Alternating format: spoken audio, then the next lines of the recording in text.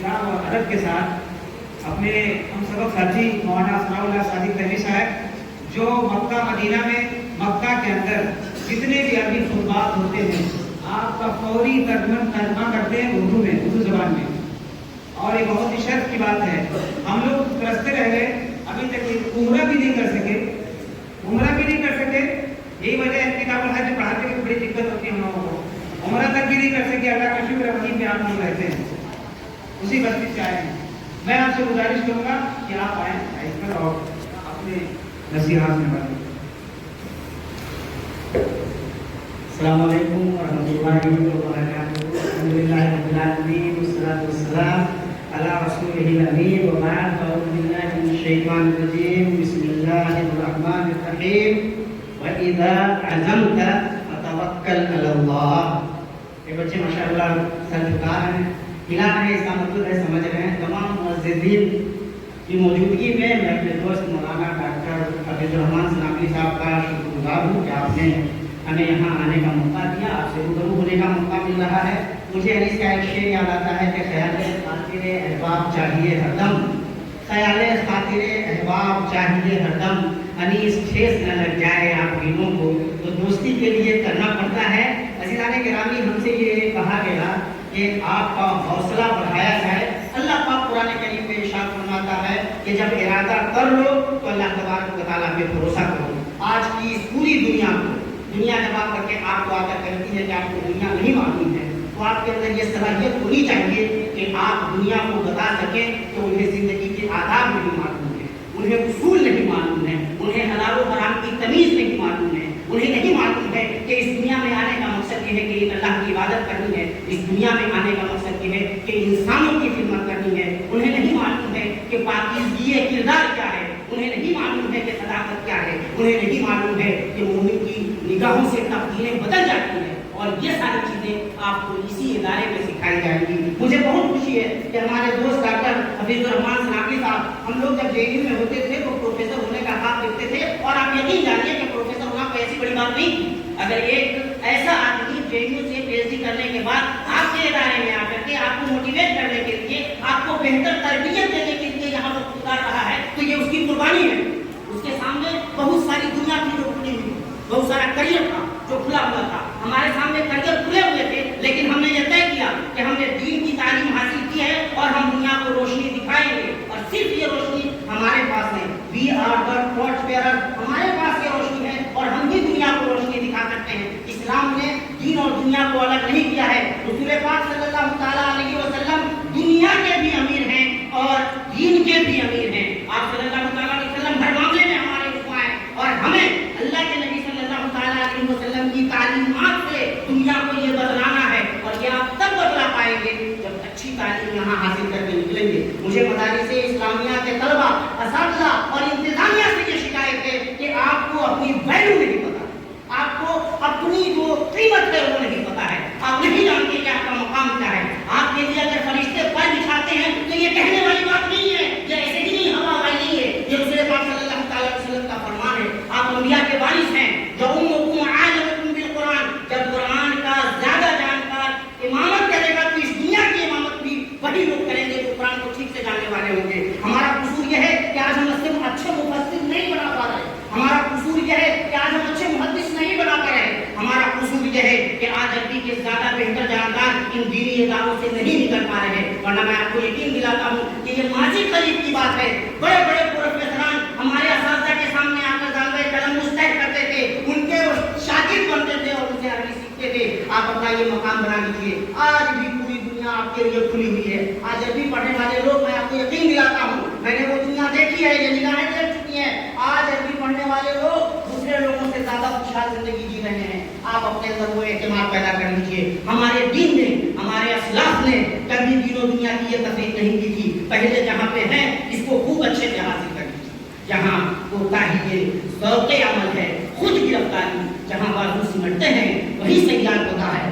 آئے ہیں ارادے کے ساتھ آئے ہیں، عزم کے ساتھ آئے ہیں. مت گھبرائیے کہ آپ نے کرتا پاجامہ ٹوپی پہنا ہوا ہے. یہ عظمت کا نشانیاں ہے. آپ لکھ لیجئے یہ اشاریہ ہے عظمت کا.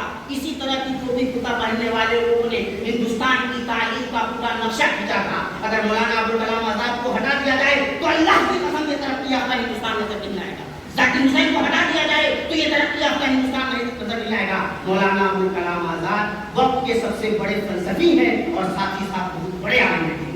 میں آپ سے کہنا چاہتا ہوں کہ جتنی ترقیاں آپ کو نظر آتی ہیں، یہ جتنی بلندیاں آپ کو نظر آتی ہیں، یہ سب آپ کے اپنے اقتدار میں ہے، اپنے اختیار میں ہے۔ بس آپ کو اپنا ویژن کلیئر رکھنا ہے، نگاہ بلند رکھنی ہے، آپ کو یہ طے کرنا ہے کہ یہ میں کر کے رہوں گا۔ اور انشاءاللہ اگر مولانا ابوالکلام آزاد کر سکتے تھے تو ہم ان کے نقش قدم پہ چلنے والے لوگ کیوں نہیں کر سکتے؟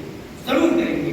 یہ حضرت علی رضی اللہ تعالیٰ عنہ کے زمانے کا واقعہ ہے۔ انہوں نے ایک آدمی ان سے ایک آدمی نے پوچھا کہ آپ زندگی میں کیا بننا چاہتے ہیں؟ ایک بڑے استاد نے اپنے شاگرد سے پوچھا کہ آپ اپنی زندگی میں کیا بننا چاہتے ہیں؟ تو شاگرد نے کہا کہ میں آپ کی طرح بننا چاہتا ہوں۔ استاد نے کہا میں علی جیسا بننا چاہتا تھا تو میں بن پایا، تم اگر میرے جیسا بننا چاہتے ہو تو تم کیا بنو گے؟ تو ہمیشہ ویژن بڑا رکھیے۔ ابن تیمیہ بننے کی کوشش کیجیے، ابن قیم بننے کی کوشش کیجیے، مولانا ابوالکلام آزاد بننے کی کوشش کیجیے۔ آپ کو اس ملک کی بھی تقدیر سنوارنی ہے اور ملت کی بھی تقدیر سنوارنی ہے۔ اور میں پھر بتاتا ہوں، جو لوگ یہاں اچھے نہیں ہوں گے وہ JNU جامعہ میں بھی اچھے نہیں ہوں گے۔ آپ کو پہلے یہاں بہت اچھا ہونا ہے، یہاں کی جو تعلیم ہے ایمانداری سے حاصل کیجیے۔ اور آپ کو الحمدللہ اچھی چیزیں پڑھائی جاتی ہیں۔ اتنا اچھا ٹیچر ہے وہ جانتا ہے کہ یہاں سے نکلنے کے بعد آپ کو کس چیز کی ضرورت ہوگی۔ حفیظ الرحمان کو پتا ہے، ہمارے دوست ہیں، بھائی ہیں، جانتے ہیں کہ آپ کو کس طرح موٹیویٹ کرنا ہے، آپ کی رہنمائی کیسے کرنی ہے۔ لیکن میں ایک بات آپ کو بہت کلیئر طریقے سے بتاتا ہوں، اگر آپ نے ابھی والا مرحلہ ضائع کر دیا تو آگے کے مرحلے آپ کے لیے روشن ہو، اس کی گارنٹی آپ کو کوئی نہیں دے سکتا۔ اللہ کے واسطے اپنے کردار کی عظمت کو پہچانے کہ ہم یہ سمجھتے ہیں کہ دنیا حاصل ہو گئی تو کامیاب ہو گئے، اور کردار کی عظمت کے بغیر، صداقت کے بغیر، ایمانی قوت کے بغیر دنیا کی نہ کوئی حیثیت ہے اور نہ دنیا ہاتھ آتی ہے۔ لکھ لیجیے کہ ہمارے اسلاف نے بھی دنیا اسی طرح حاصل کی تھی کہ ان کے کردار میں عظمت تھی، وہ بڑی سے بڑی جگہ گئے اور ہلے نہیں۔ مجھے ڈاکٹر راجندر پرساد کی ایک بات یاد آتی ہے، انہوں نے کہا کہ جب ہم گاندھی جی کے پاس جاتے ہیں تو جھک جاتے ہیں، جو وہ کہتے ہیں مان لیتے ہیں، لیکن جب مولانا ابوالکلام آزاد گاندھی جی کے پاس جاتے ہیں تو ان سے ڈیبیٹ کرتے ہیں، وہ اپنی بات منواتے ہیں۔ نہرو کہتے ہیں کہ میں پوری دنیا کے سب سے بڑے مرکز انگلینڈ میں جا کر کے پڑھ کر کے آتا ہوں، فلسفہ پڑھتا ہوں تو یہ سمجھتا ہوں کہ مجھ سے بڑا جانکار کوئی نہیں ہے، اور جب مولانا ابوالکلام آزاد کے سامنے بیٹھتا ہوں تو مجھے لگتا ہے کہ میں ابھی بھی طفل مکتب ہوں۔ تو آپ کو مولانا ابوالکلام آزاد کی اس نقش کو، اس عظمت کو یاد رکھنا ہے اور اپنے دامن میں سمیٹ لینا ہے۔ میں یقین دلاتا ہوں جتنے اچھے اساتذہ آپ کے پاس موجود ہیں، جتنی زیادہ فرصت آپ کو میسر ہے، جتنی بے فکری میسر ہے، آپ ایمانداری سے اپنا ٹائم لگا دیجیے۔ 3 سال 4 سال 5 سال اگر ایمانداری سے آپ پڑھ لیں گے، عربی اچھی ہو جائے گی۔ میں پھر کہتا ہوں عربی آپ کو وہ مقام دلا دے گی جو شاید دوسری چیز آپ کو نہ دلا پائے، لیکن آپ کی عربی اچھی تو ہو، آپ کا مقام عربی میں تو پہلے بنا ہوا ہو۔ اگر یہ بن جائے، میں پھر کہتا ہوں اسی ہندوستان کو، مختلف بڑے بڑے ہاسپٹلس کو، بڑی بڑی کمپنیوں کو اچھے عربی ایکسپرٹس کی ضرورت ہے، اور ماشاءاللہ وہ بہت زیادہ اچھا پیسہ کما رہے ہیں۔ میں آپ کو بتاؤں آج بھی ہمارے سماج کو اچھے محدث کی ضرورت ہے، اچھے مفسر کی ضرورت ہے، اچھے عربی رائٹر کی ضرورت ہے، ہمارے پاس نہیں ہے۔ جب یہ سوال ہوتا ہے کہ ہمارے مدارس کے طلبا کہاں جاتے ہیں، تو آپ کو اگر دنیا کی چھوٹی چھوٹی بلندی بڑی نظر آتی ہے تو اس کا مطلب یہ ہے کہ آپ اپنے حصے کی بڑی بلندی ضائع کر کے چھوٹے حصے کی طرف بڑھ رہے ہیں۔ یہ غلطی مت کیجیے، پہلے اس عظمت کو خوب اچھی طرح اپنے دامن میں سمیٹ کیجیے۔ میں آپ کو یقین دلاتا ہوں آج ہم لوگ بھی کہاں ہیں، اللہ کی قسم کھا کر حلقیہ بیان کیا جا سکتا ہے کہ کسی قرآن حدیث کی تعلیم کی برکت ہے، اور جب یہ برکت حاصل ہوتی ہے انسان کی نگاہوں میں چمک آتی ہے، دل روشن ہو جاتا ہے۔ دنیا کی کوئی بھی چمک پھیرا پن نہیں رہ جاتی، چکا چوند نہیں ہوتی آنکھیں۔ انسان کے دل کا زندہ رہنا بہت ضروری ہے۔ میں شاد علی موالدی کے شعر کے ساتھ اپنی بات ختم کروں گا۔ میرے دوست بات کو موبائل میں ہمارے دوست کہہ رہے ہیں کہ آپ کے پاس 5 منٹ ہے، تو میں اس گفتگو کو تھوڑا سا اور آگے بڑھا سکتا ہوں۔ عزیزان گرامی، میں آپ سے کہنا چاہتا ہوں موٹیویشن کا مطلب کیا ہوتا ہے۔ اللہ کے نبی صلی اللہ تعالیٰ علیہ وسلم جب دعوت کا کام کر رہے ہیں مکہ مکرمہ میں، تو ایک وقت آتا ہے جب اللہ کے نبی صلی اللہ تعالیٰ علیہ وسلم کے سامنے یہ بات رکھی جاتی ہے کہ ہم آپ کو کہیے کہ دنیا کی سب سے خوبصورت عورت سے آپ کی شادی کرا سکتے ہیں، کہیے تو آپ کو اپنا سردار بنا لیتے ہیں، کہیے تو سب جتنی دولت چاہیے، جتنا مال چاہیے آپ کو دے دیتے ہیں، لیکن یہ جو آپ کام کر رہے ہیں وہ آپ چھوڑ دیجیے۔ رسول پاک صلی اللہ تعالیٰ علیہ وسلم کہتے ہیں کہ اللہ کی قسم اگر یہ میرے دائیں ہاتھ میں سورج اور بائیں ہاتھ میں چاند ہوتے ہیں اور پھر بھی کہیں کہ میں اپنا کام چھوڑ دوں تو میں چھوڑنے والا نہیں. ہم طلبہ مدارس اسلامیہ کو یہ بات یاد رکھنی ہے کہ ہمارے لیے نہ چاند اہمیت رکھتا ہے نہ سورج اہمیت رکھتا ہے, ہمارے لیے اہمیت رکھتا ہے تو یہ مدرسہ اہمیت رکھتا ہے, اس کی تعلیم اہمیت رکھتی ہے. اور یہ تعلیم وہ تعلیم ہے کہ جب آپ حاصل کر لیتے ہیں تو سورج بھی آپ کے لیے مسخر کر دیا جاتا ہے, چاند بھی آپ کے لیے مسخر کر دیا جاتا ہے, یہ کائنات آپ کے لیے مسخر کر دی جاتی ہے. میں اپنا ذاتی تجربہ آپ کو بتاتا ہوں, بڑے سے بڑے دشمن کے سامنے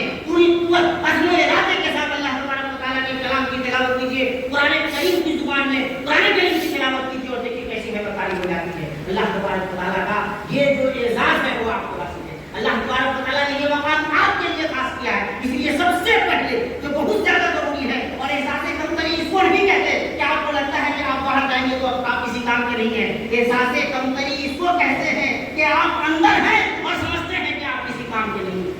آپ کو کیا لگتا ہے جن لوگوں کو عربی پڑھنے نہیں آتی تو وہ جاہل نہیں ہے, جن کو اردو پڑھنے نہیں آتی تو وہ جاہل نہیں ہے, جو قرآن کریم پڑھتے ہیں مسلمان ہیں اور نہیں سمجھ سکتے وہ جاہل نہیں ہے. اللہ کے نبی صلی اللہ تعالیٰ علیہ وسلم کی حدیثیں ان کے سامنے ہیں, پڑھتے ہیں ترجمہ نہیں کر سکتے, سمجھ نہیں سکتے, تو کیا وہ جاہل نہیں ہے؟ وہ بھی جاہل ہیں. فرق یہ ہے کہ ان کے پاس دنیا ہے تو وہ سمجھتے ہیں کہ ہمارا کیا بگڑنے والا ہے. ہماری مجبوری ہماری بدنصیبی یہ ہے کہ اتنی بڑی دولت رکھ کر کے ہمیں احساس ہی نہیں ہے کہ ہمارے پاس کتنی بڑی دولت ہے. ہمیں یاد آتے ہیں شیخ میرا اور نے لکھا ہے کہ ایک آدمی سے کہا گیا کہ بھائی تم انمول تمہیں خریدا نہیں جا سکتا. بھکاری تھا, بھکاری کو لگا کہ اس کا مذاق اڑایا جاتا ہے. اس نے کہا میں کیسی بات کرتی ہوں, میں تو بھکاری ہوں, میں کہاں سے انمول ہو گیا کہ مجھے خریدا نہیں جا سکتا.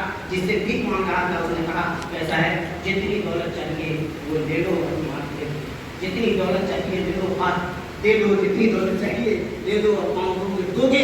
کہا نہیں, تو کہا یہی تو انمول ہونا ہے, میں دولت دینے کے لیے تیار ہوں, تم آنکھ دینے کے لیے تیار نہیں ہو. دنیا تمہاری آنکھ نہیں خرید سکتی. ہمیں اعلان کرنا چاہیے کہ یہ دنیا ہمارا ایمان نہیں خرید سکتی. ہمیں اعلان کرنا چاہیے کہ یہ دنیا ہم سے ہمارے علم کی روشنی نہیں خرید سکتی. اور ہم اس روشنی سے اندھیرے کو مٹائیں گے, شرک کو مٹائیں گے, خرافات کو مٹائیں گے, بدعات کو مٹائیں گے, ظلم کو مٹائیں گے. ان اللہ ابتعثنا لنخرج الناس من عبادة الناس الى عبادة الله ومن ضيق الدنيا الى سعتها ومن جور الاديان الى عدل الاسلام.